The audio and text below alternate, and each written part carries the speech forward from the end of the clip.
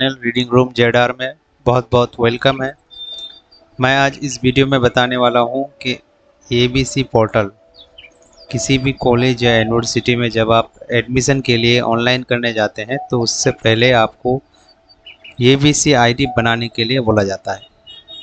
तो आज इस वीडियो में हम बताने वाला हूं कि एबीसी पोर्टल या आपार आईडी, जिसको आपार आईडी भी बोला जाता है, ये क्या होता है, जो किसी भी यूनिवर्सिटी या कॉलेज में एडमिशन से पहले आपको वो क्रिएट करना पड़ता है। और उसके बाद किसी भी गवर्नमेंट सर्विस के लिए अगर आप अप्लाई करेंगे तो उस वक्त भी आपको ये आईडी की ज़रूरत पड़ती है।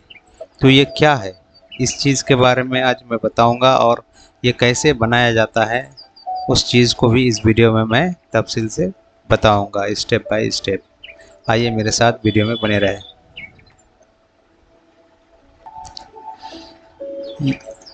एबीसी यानी academic bank of credit. Academic bank of credit एक पोर्टल है जो minister of education government of India के ज़रिए इसको निकाला गया है।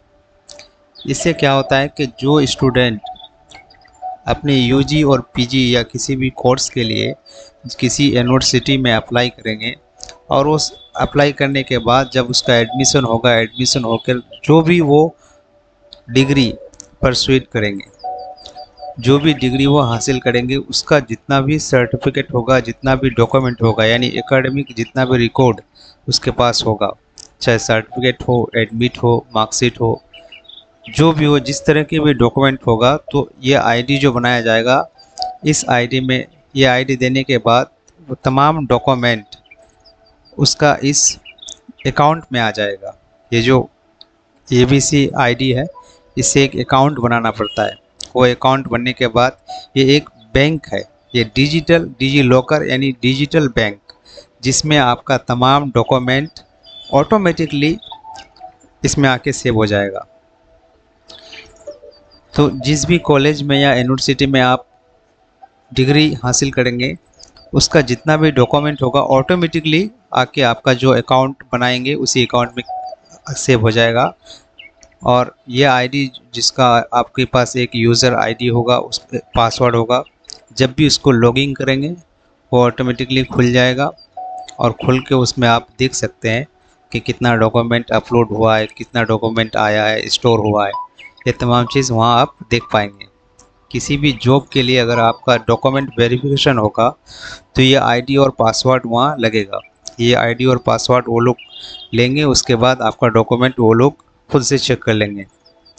तो ये सेफ़ है, डिजी लॉकर यानी बहुत सेफ़ है, जहां आपका डॉक्यूमेंट हार्ड कॉपी के साथ साथ सॉफ्ट कॉपी आके स्टोर होके रहेगा और ये हमेशा के लिए रहेगा। इसमें कोई फेक नहीं होता है, इसमें कोई मिस यूज़ नहीं होता है। ये डॉक्यूमेंट सेफ़ एक जगह रखा जाता है। तो ये हर एक स्टूडेंट के लिए बहुत सेफ़ पोर्टल है, सेफ़ बैंक अकाउंट है, जिसमें आपका डॉक्यूमेंट आके सेव रहेगा। तो हर एक स्टूडेंट के लिए ज़रूरी है कि ये आईडी ज़रूर क्रिएट करें, ज़रूर बनाएं। और अभी किसी भी यूनिवर्सिटी या कॉलेज में अप्लाई करेंगे तो ये ज़रूरी लगता भी है। तो उस आईडी को हम लोग कैसे बनाएंगे, आज हम इस वीडियो में तफसील से बताएंगे। इस आईडी को क्रिएट करने के लिए, जिसको हम लोग अपार आईडी या एबीसी आईडी बोलते हैं, सबसे पहले हम लोग गूगल में जाएंगे। गूगल में जाने के बाद एबीसी पोर्टल लिखेंगे, एबीसी पोर्टल। एबीसी पोर्टल लिखने के बाद यहाँ academic bank of credit ABC आ गया है सबसे ऊपर में ही। तो यहाँ हम लोग क्लिक करेंगे। क्लिक करने के बाद इस तरह से इंटरफेस आएगा। इस इंटरफेस में आप यहाँ देख सकते हैं कि government of India, minister of education, bank, academic bank of credit, इस तरह से लिखा रहेगा। और इस कॉर्नर में आप देख सकते हैं कि लॉगिंग एंड रजिस्टर। तो जो कैंडिडेट नया है, जो अप्लाई करना चाहते हैं, तो उसको सबसे पहले यहाँ रजिस्टर करना होगा। यहाँ क्लिक करेंगे। क्लिक करने के बाद देखिए यहाँ नीचे आएगा स्टूडेंट। इस पे जब हम क्लिक करेंगे लॉगिंग या रजिस्टर में, तो यहाँ क्लिक करने के बाद इस तरह से दो ऑप्शन आएगा। इसमें से हमको स्टूडेंट में क्लिक करना है। क्लिक करने के बाद जो स्टूडेंट जिसका आईडी ऑलरेडी बनाया हुआ है तो उसको यहाँ अपना मोबाइल नंबर देना होगा और पिन देना होगा। जब वो पिन डाला था जिस वक्त वो पिन दे के फिर साइन इन करना है, फिर उसका अकाउंट खुल जाएगा। लेकिन जो नया है जिसको ये पहले आईडी बनाना होगा ये डिजी लॉकर में, तो सबसे पहले उसको न्यू यूज़र या नीचे जो है साइन इन के नीचे न्यू यूज़र साइन अप करना होगा। साइन अप करके यहाँ साइन अप करके आपका एक मोबाइल नंबर लगेगा। वो मोबाइल नंबर जो आपका आधार कार्ड या पैन कार्ड से अटैच है, आपका डॉक्यूमेंट से अटैच है, वही नंबर यहाँ आपको डालना होगा।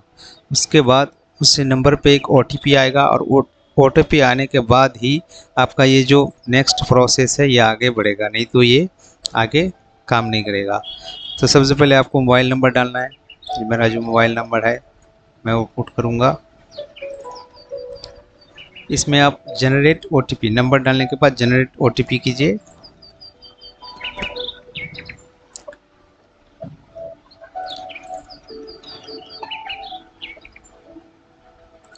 मेरा OTP आ गया है।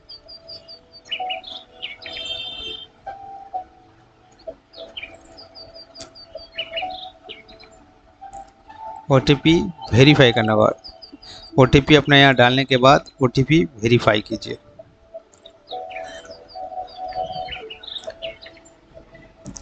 उसके बाद फिर ये प्रोसेस आगे बढ़ेगा। उसमें आप यहाँ सेलेक्ट करना है कि आप कौन सा डॉक्यूमेंट को इसमें देकर आप ये काम करेंगे। तो आपको यहाँ 3 डॉक्यूमेंट है, एक पैन कार्ड है, आधार कार्ड है, ड्राइविंग लाइसेंस है। तीनों में से एक को आप यहाँ पहले डालना होगा। तो आधार कार्ड सबसे ज़्यादा बेटर होता है। आधार कार्ड डालने के बाद आधार नंबर आपको यहाँ डालना है, आपका जो आधार नंबर है। आधार नंबर डालने के बाद आपका यहाँ फुल नेम लगेगा, आपका जो नाम है।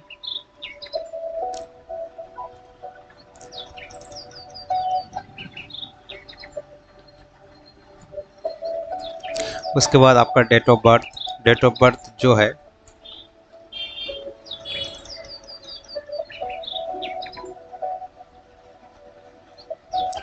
डेट ऑफ बर्थ पुट करने के बाद अब जेंडर सेलेक्ट करना होगा।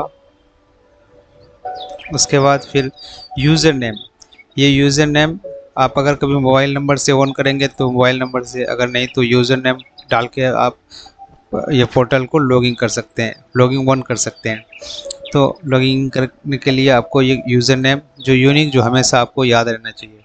कुछ भी आप यूज़र नेम दे सकते हैं, अपना मोबाइल नंबर भी दे सकते हैं, अपना ईमेल आईडी भी दे सकते हैं, या कोई नंबर जो हमेशा आपको याद रहे वो नंबर आप यहाँ पुट कर सकते हैं। तो यूज़र नेम में ऐसा यूनिक नंबर डालें जो हमेशा आपको याद रहे। 2 चीज़, यूज़र नेम और पिन कोड। ये पिन जो है और यूज़र नेम हमेशा आपको याद रहना चाहिए। यूज़र नेम में अपना आप मोबाइल नंबर भी डाल सकते हैं।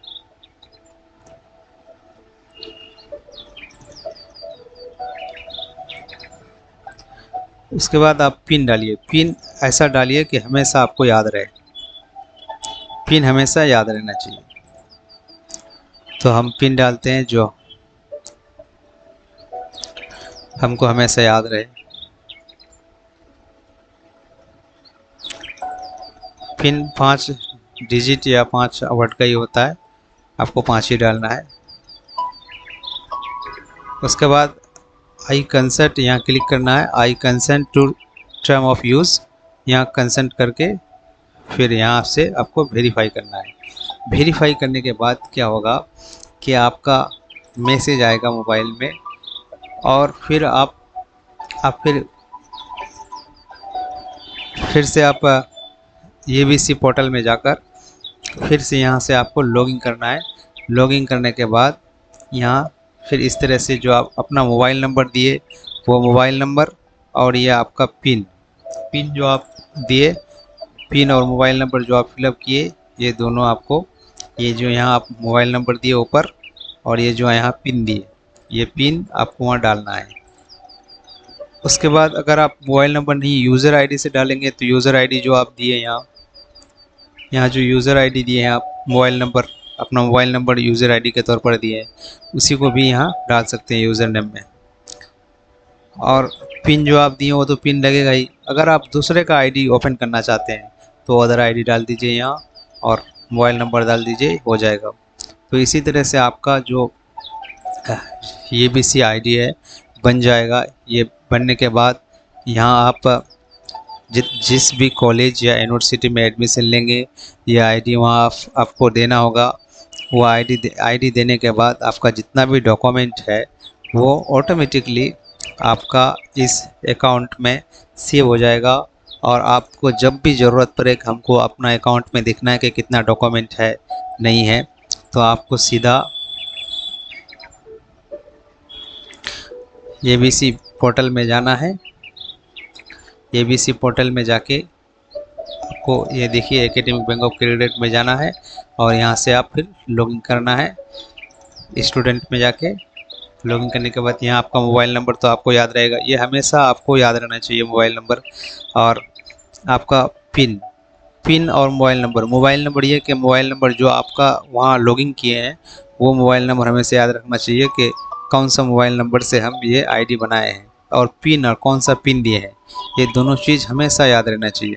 फिर उसके बाद मोबाइल नंबर डाल के पिन डाल के यहाँ से साइन इन कीजिए, आपका अकाउंट खुल जाएगा। वो अकाउंट में आप देख सकते हैं कि कौन से डॉक्यूमेंट आया है। तो ये बहुत ज़रूरी है। ये जो आपका मोबाइल नंबर और पिन जो है जहाँ अप्लाई करेंगे वहाँ भी उसको लगेगा। एक जो मोबाइल में आपका नंबर आएगा इस डिजी लॉकर का, वो नंबर हमेशा, वो आईडी हमेशा आपको याद रखना है और उसको लिख के रखना है, ड्राइव में सेव करके रखना है, ताकि वो फर्दर यूज़ के लिए कहीं भी उसकी ज़रूरत पड़े। ये इसका इस्तेमाल लाइफ टाइम में इसकी ज़रूरत कभी भी पड़ सकता है, तो इसको हमेशा याद रखें। तो यहीं तक था आज का वीडियो अगर अच्छा लगे, यूज़फुल लगे तो लाइक ज़रूर करें, और जिसको इस तरह की वीडियो की ज़रूरत है उस तक ज़रूर शेयर करें। चैनल को सब्सक्राइब करके सपोर्ट करें और ज़्यादा से ज़्यादा हौसला अफजाई करें। शुक्रिया।